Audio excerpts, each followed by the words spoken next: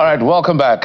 We now get straight to that conversation. So just a little bit of a background. On Saturday, we understand that women were strapped with IEDs and sent into a community or communities in Gwoza local government area in Borno State.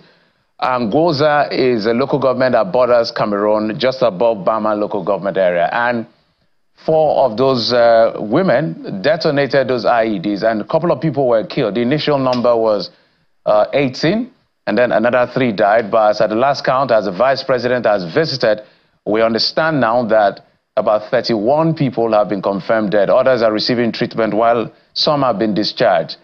It's been a while we heard of suicide bombing. So what is responsible for this resurgence? That's the reason we're having this conversation, to probe further, to know exactly how we will not allow this to happen just again. We've been joined on the program by a couple of my guests, a retired army officer, Group Captain Sadiq Shehu. He joins us via Zoom, as well as Mr. Sogom Maimele. He's a commissioner for local government and Emirates Affairs in Borno State. I also have joining us via Zoom Mr. Sheyi Adetayo, a security consultant. Gentlemen, and Captain, thank you so much for coming on the program. Honorable Commissioner, if you can hear me, I just wanted to find out from you, you are the one on the ground, what exactly is the situation of things in Gwoza? We understand the Vice President has visited. My assumption is that he's left Gwoza, but you are the ones that are there. What is the situation, the pulse of the town as we speak? Thank you so much. The position in Gwoza as of now is quite calm. The acting governor, Umar Usman Kadafur, the senator representing the zone, Mohamed Alindume, the honorable member representing the constituency, the Honorable Ahmed Jaha Babao, members of the State House of Assembly, Abacha Umar, the chairman of the local government, all of them with their critical stakeholders have visited the area, sympathized with the victims, and as of now the situation is quite calm. And those who are hospitalized in Maiduguri, the vice president has paid a sympathetic visit in the hospitals. He saw them and he sympathized with them, and he prayed Almighty Allah that we should end this madness within the very possible time. Has any group claimed responsibility for this attack? For now, there is no any group that officially claimed the responsibility of this act.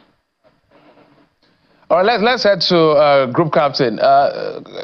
Captain, of course, you are the one that has on-ground experience as far as this sort of warfare is concerned. And I'm wondering how we miss this. The army and the military generally has been commended for pushing them as far back as they can to the best of their ability. But this resurgence, we understand that about 30 women were involved and were sent into the community according to the reports we get, but 4 were able to carry out this havoc that killed at least 30 people from the records we have.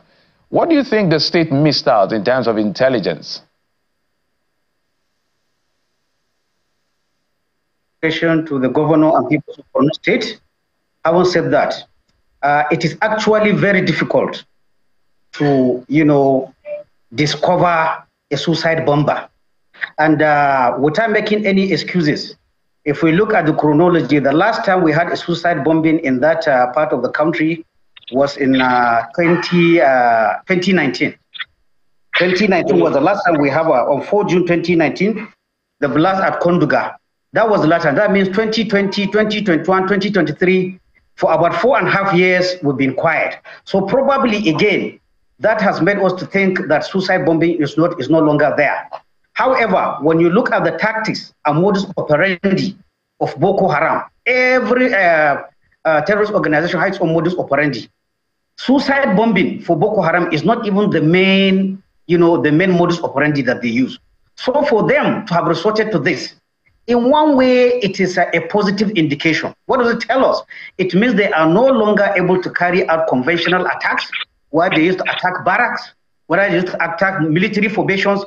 So now they have resorted to this, hitting civilians blindly. So to some extent, that is a positive way of showing that they are under pressure and they can no longer carry out those things. However, like I said, having 4.5 years without suicide bombing probably has made us to be a bit complacent.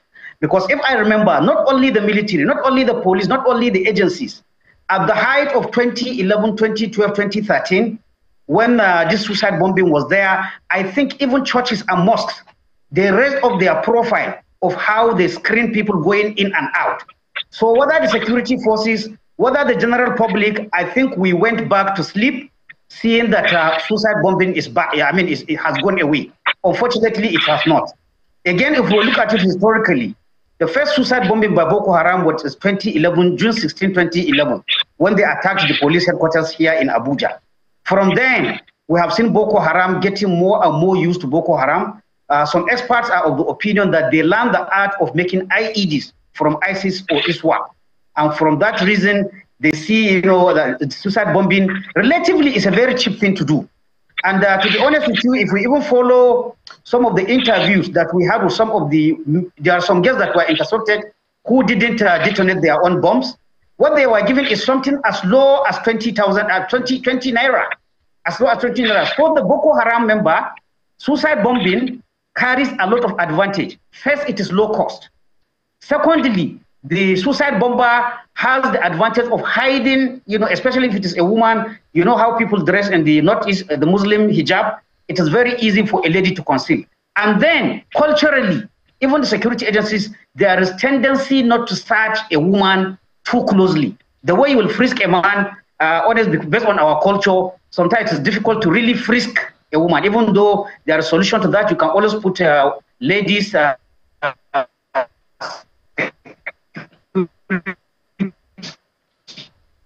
All right, Group Captain, connection issues, I guess. So let's take it to Mr. Shey Adetayo, who is a security consultant. Mr. Adetayo, I want to take it from where Group Captain landed, maybe piggyback from what he said about how the cost, the literal amount they were given. He said 20 naira. Let me even take it to 20,000, for instance. Let's even assume it's more than 20 naira to 20,000.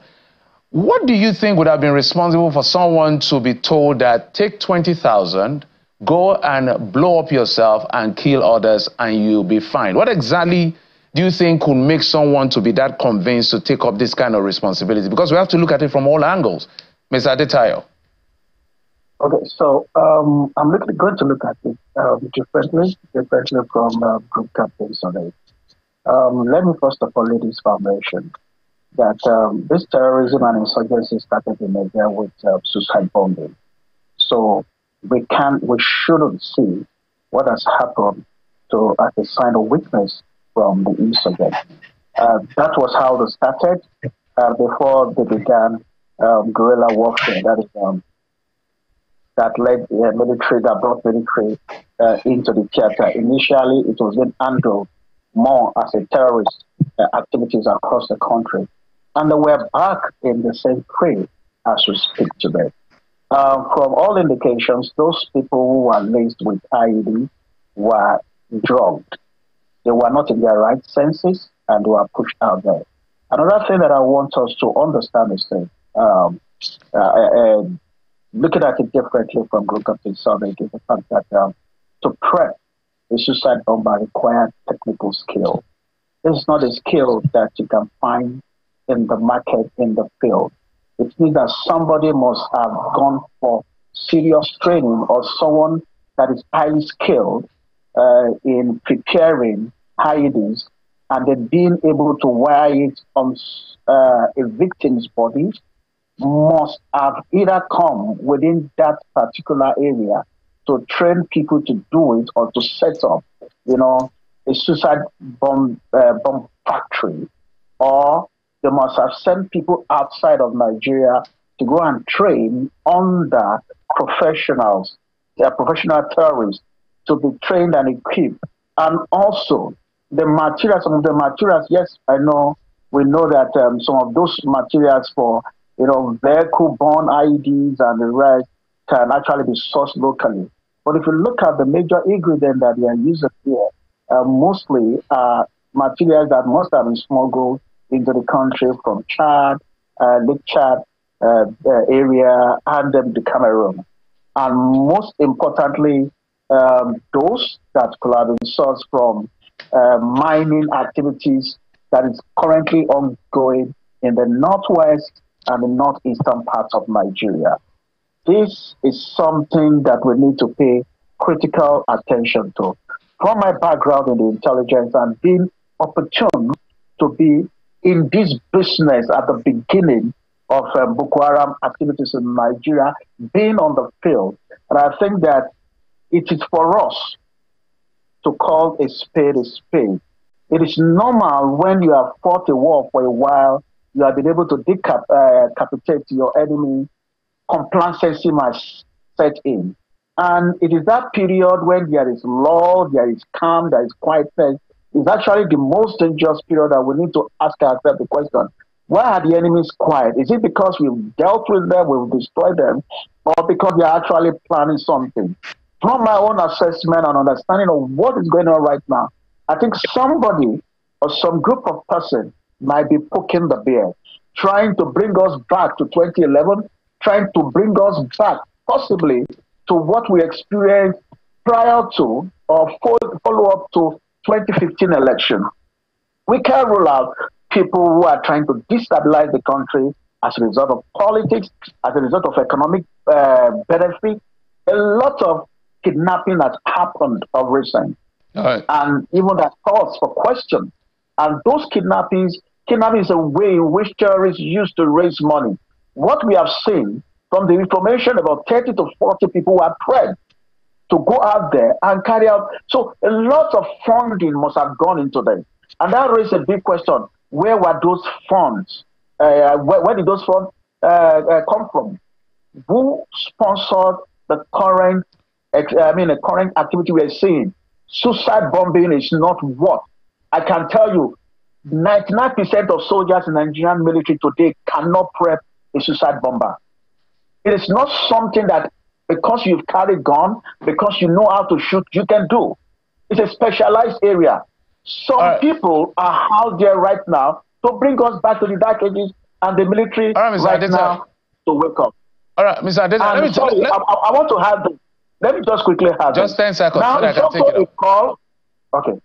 No, just land on your thoughts so I can ask the commissioner the question. Now, I commend the military for what they're doing. I've seen what the MJ Multinational Joint Task Force just did in Cameroon and Lake Chad.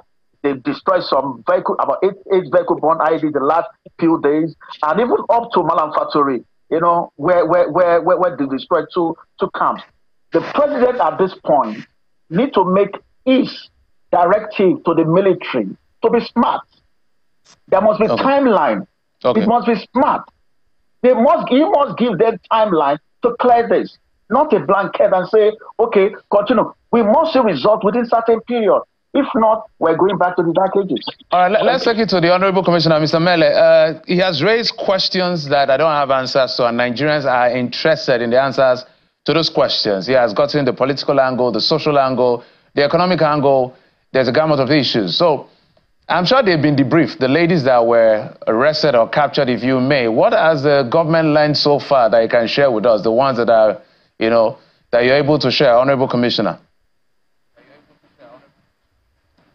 Thank you so much, because the ladies that were captured and the part of those who were burned by the bomb blast, it was identified that they were in fact indigenous of the country, but they smuggled in the blast through the women that went to farm. They usually go to their farms early in the morning. They pass through the military gates, and when they go back from their farms, they also come back through the military gates. But these women, they smuggle in through the women that followed back from the farms. So as the former speaker has rightly said, there is some laxity on the part of the screening exercise. Before now, when the farmers are going out to the farm, they issue tax and they will be registered. In the evening when they come back, they show their tax, and in the register they mark them that they have come in. So anybody that has not come in during the closing hours, then they should be arrested, or they should not be allowed to go in. But what had happened in Gaza now, these women, they entered into the town in the guise that they are also farmers. In fact, I learned that one of them was even carrying a baby. So she went to the Borno of that incident. She was begging, and people have started even giving her some incentives. Some 20 naira, 50 naira, 100 naira. She has been collecting in the name of as a beggar. So suddenly she now detonated the bomb. So this is what is happening. So I think there should be some seriousness on the part of the screening exercise to these indigenous, because Gaza is a densely populated. We have a total population of over 30,000 women head of household in Gaza. Okay, and let's know their identity. Okay, but Commissioner, so let's reestablish the so far so good from what the debriefing has done in terms of getting information. Are you saying that all of the women are from Gaza in Borno State? Yes, those who are residing in Gaza now, they are all indigenous of Gaza, local government. They were earlier displaced. Some of them were in Maiduguri, some of them were in Cameroon. So when the insurgency now, the security situation has improved, they went back to their ancestral homes to pick the pieces of their lives, and the military has allowed them to go to their farms. They clear their farms, they harvest their farms. So this process, they is settled in Gaza permanently. Okay, let's take it to group captain. Group captain, you know, the gender bias gives them that ease of access, you know, so the level of suspicion, as you've alluded, may be very low. But in going forward, how should the agencies, whether intelligence or security agencies, begin to profile them without necessarily wrongly profiling people and getting some people in trouble that may not be a threat to anyone? Well, normally what should be done, you know, to avoid issues of religion or cultural practices that are not accepted, what you do is screening, is also to have enough female security personnel. And, you know, a segregated screening places where you could screen men, you could screen women. If you have female security forces, I don't think there's anything untoward for a lady touching a lady. The problem you have with the reticence I talk about is where you have a man manning a checkpoint. He might feel a bit reluctant, you know, to touch a woman and pat her and everything. So I think this is one issue that the security forces have to have. But more than that, it's more vigilance. Like I said, given that we've had 4.5 years without suicide bombing, like I earlier alluded, probably made us to relax. Not only the security officers, even the local community, whether it is churches, whether it is mosques, whether it is gathering. Because again, when you look at the tactics, always when there is suicide bombing, it is in a public place, either in a market or in a bus stop or in a motor park or in a school. It is always a public place. So what does it mean? Owners of premises, people that are in charge of premises, whether they are business premises or public premises, everybody has to be aware. A suicide bomber has certain characteristics which a well-trained security man might be able to suspect some things. Like I said, the usual item that Boko Haram in particular uses is a suicide vest. It's something that you wear on the upper torso and then you cover it with an outer gathering. So without being prescriptive, when you see somebody with you know, a bit of lower limbs that are a bit thin and then upper body that's a bit fat, for example, or somebody that is heavily dressed in the sun, Maiduguri is usually hot. When you see somebody overdressed, these are some of the cues that normally security agencies are taught on how to detect, you know, people that are carrying IEDs. But then, like I said, more and more again, using of intelligence to find out where this is better. Because in the first 10, you know, what makes a suicide bomber very dangerous is that this is a man who is not planning, or a woman who is not planning to attack and go home. For him, it is a one-way trip. So if you even allow him to come up to the area where you even have to search him, or possibly it is already too late. Because this is a man that just wants to, one of the girls that were, not in this case, that was interviewed after being captured, she said what the commander told her, or the person who sent her, was just find anywhere that there's a gathering of people and explode. That is one thing. And I also want to point out one thing. Even, you know, in the studies about terrorism, people say suicide bombers. But people always question, is everybody, like these ladies, for example, somebody mentioned the issue of drugging, some issue mentioned the issue of other brainwashing for them to carry bombs. A typical, or I can say an exclusive suicide bomber is the one who knowingly and willingly agreed to carry a bomb, knowing that he is going to be part of that attack and he's going to die with the attack. In most cases, some of the suicide bombers are not like that. Some are coerced. In fact, some, their bomb is detonated remotely. They are carrying it, and some don't even know what they are carrying. Okay. Even though by the time this thing happens, these people are dead, we do not know, we cannot interview them, but these are some of the telltale signs that we should be watching out for.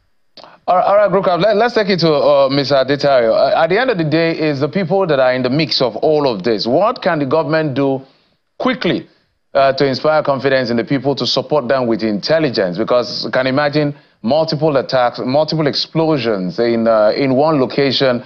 When I mean one location, in Goza, local government area, in few hours apart or minutes apart.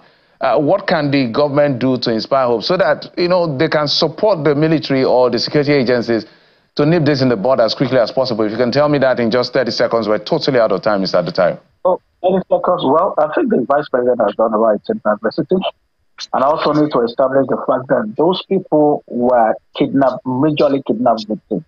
They were kidnapped in their farms, and they're forced to wear the vest. They are not people that were brainwashed. They are people that were drugged, kidnapped from the farms, and directed to where they should go. And that makes it a whole lot of, you know, different from what we've been dealing with before. And this calls for the need for all the joint security forces in the area to actually sit down together and re-examine. This is totally different, and the whole idea is to instill fear in the people. And that fear, I'm afraid, might be there for a little while. But government needs to begin to show the armed forces and the security agencies that they're on top of the situation and they can nip this on the bud as quickly as possible. The role of intelligence is critical here. This is not about AK-47 jet fighter. It is more about intelligence. Our intelligence activities should, in fact, the DSI to start taking a lead, and other intelligence arm of the armed forces should take a lead in this particular incident now. They need to penetrate all those areas and quickly get information when people are kidnapped in the farms, so as to begin to preempt possible entrance of those that must have been prepped for bombing into the communities. Most importantly, try to identify the groups that are behind these and then neutralize them as quickly as possible. This is like what we've experienced recently, just the calm before the storm. I think the storm is now coming. I'm sorry to say this, but this is the reality, and we're going to come back together again. And discuss that.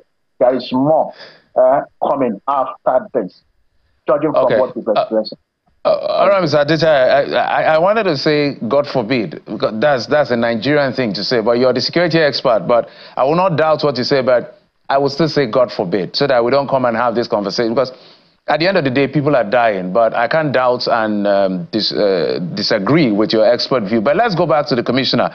Mr. Mele, in closing, what is government doing in the immediate term to make sure that the place stays calm and everybody is not as afraid as, you know, given the situation that has happened? It's difficult not to be scared. But what is the government doing right now to ensure that they restore confidence to the people as much as possible? In 30 seconds, sir. Yes, exactly.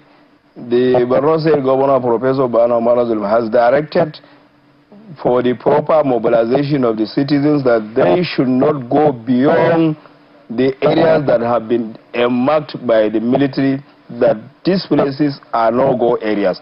because very recently, not quite long, not more than 2 weeks ago, we have excavated the whole Goza town, where the military said these places are cleared and they can be able to make their farmlands within the excavated areas. So they were advised not to go beyond the excavation area. So anybody seen outside the excavation area is a terrorist. So what we are now advising, there is community mobilization right now going on in Goza, headed by the chairman of the local government. The emir of Goza himself is also a member of that exercise, and the critical stakeholders of Goza are also there, making proper mobilization that those who are allowed to go to their farmland should not go beyond the excavation area. This is what is going on right now in Goza. So I think with this proper mobilization, they should not be allowed to go beyond the excavation area, and we term that any area that is excavated is, inshallah, is a free zone for the farmers to do their farming activities. All right, I do hope that the people are watching, or there is a local way of reaching out to the people so they don't fall victim. I must thank you, Sogom Mele, the Commissioner for Local Government and Emirate Affairs in Borno State, joining us from our Maiduguri studios, as well as Group Captain Sadiq Shehu, a retired Army officer and security consultant, joining us via Zoom from Kaduna, and Sheyi Adetayo, security consultant, joining us via Zoom from London. Gentlemen and Captain, thank you so much for coming on the program. And that's it for this particular segment. We'll go on a quick break. When we come back, what is the role of the opposition in nation building? Has the opposition in Nigeria really lived up to its expectation? That's the conversation we're having next. Join us again.